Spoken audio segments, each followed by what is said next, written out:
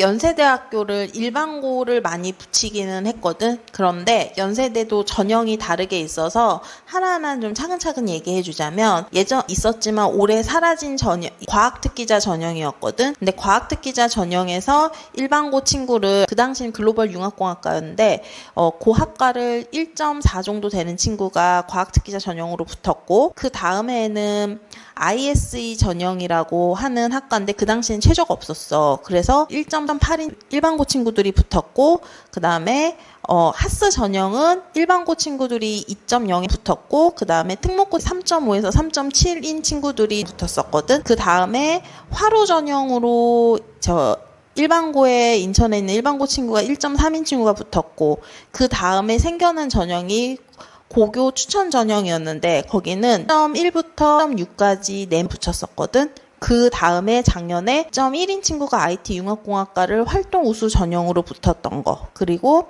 활동 우수 전형으로 외고 친구들이 붙었던 거, 이렇게 나눌 수 있는데, 첫 번째로 고교 추천 전형을 먼저 설명해 주자면 올해까지가 면접이 있는 마지막 전형이 될 거야. 여기는 일단 연대식 점수가 얼마까지 확보가 되는지가 굉장히 중요한 전형이고, 면접을 얼마나 꼼꼼하게 준비하느냐에 달려있는 전형이기 때문에 일단 나는 이 학과를 지원하는 아이들에게 학과에 대한 선택권을 갖지 말라라고 얘기를 해. 그러니까 연대가 꼭 가고 싶은 친구들 중에서 선생님 저는 이과까지는 못 가겠어요 라고 라인을 아이들이 쳐주고, 그 라인에 맞춰서 끝까지 경쟁률을 보면서 원서를 집어넣어 갖고 합격을 시켰던 사례고, 원서를 집어넣고 그 다음부터 거의 한 달간은 하드 트레이닝 하듯이 면접 준비를 시켰는데, 내가 연세대학교 면접 문항을 보니까 과거 2000년도에 옛날에 과학 논술 전형에 있었던 문제들이 비슷한 유형으로 나와서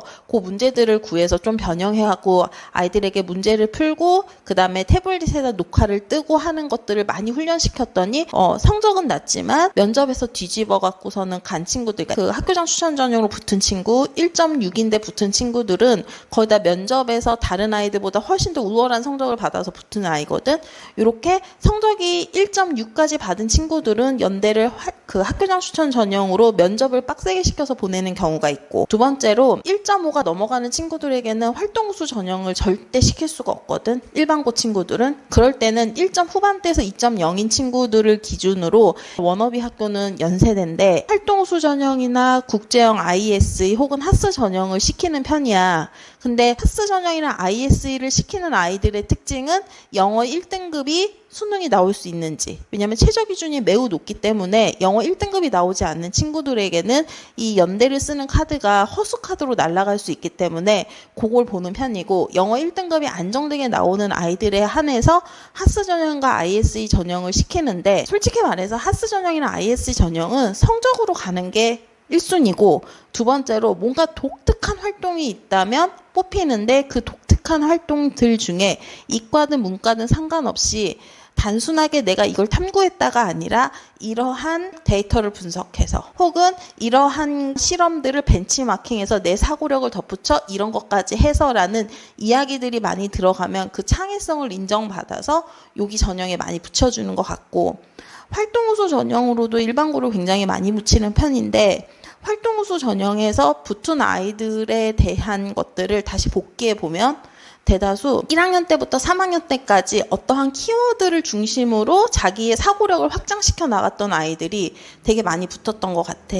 작년에 IT 융합공학과를 2.1인 일반고 친구가 붙었는데, 그 친구는 코딩을 좀 잘하는 친구였거든. 근데 그 친구가 1학년 때는 그냥 동아리 들어가서 아두이노를 만들었고, 2학년 때는 나만의 뭔가 사람들에게 도움을 줄 수 있는 거를 만들어야지 해서 뭐 정수기 자동화 시스템을 만들던가 혹은 창업반을 만들어 갖고서는 환경 교육 프로그램들을 만들어 갖고서는 거기에다 아이디어를 계속 덧붙여서 3년 동안 업그레이드를 시켰고, 그 과정에서 그래픽스라는 게임에서 사용되는 이미지 프로그램을 도입해 갖고서는 환경 교육 프로그램의 완성도를 높여갔던 부분, 그리고 이 교육 프로그램을 투자 교육 프로그램으로 바꿔갖고서는 AI를 활용해갖고서는 감성어 처리하는 것까지 넘어가서 자기가 관심 있었던 것을 확장시켜서 사람들에게 더 도움을 줄 수 있는 무엇인가를 딱 만들어내는 것까지 종지부를 찍었던 생기부의 구조를 갖고 있거든. 그래서 그게 인정받아서 이 친구는 다른 학교는 다 떨어지고 연세대 하나 최고로 상향시킨 학교 하나만 딱 최초합으로 붙었거든. 그런 것들을 연세대에서 되게 중요하게 생각하는 것 같아. 그런데 중요한 것은 연세대는 일부 과만 이런 식으로 봐. 무슨 얘기냐면 우리가 흔히 말하는 인기 있는 학과들, 뭐 기계공학과, 전자공학과 이런 학과들은 일단 수학이랑 물리 등급이 우수한 학생들 위주로 뽑아내고 학교 성적을 더 좋게 치는 같은 느낌이 드는데 뭐 IT 융합공학과라든지 조금 특수학과 도시공학과라든지 이런 학과들은 이 아이가 어떠한 생각으로 어떠한 사고력을 펼쳤는지에 대해서 확인하는 것 같아. 그래서 이제 내가 이제 특히 많이 보내는 학과가 IT 융합공학과인데 여기는 연세대에서 특수하게 만들어진 과로 내가 알고 있거든.